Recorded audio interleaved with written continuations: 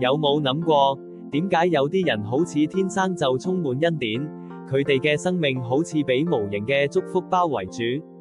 究竟呢啲祝福從何而來？係咪真係有啲秘密，令佢哋活得特別豐盛呢？其實，呢個答案早喺聖經出埃及記中揭示咗。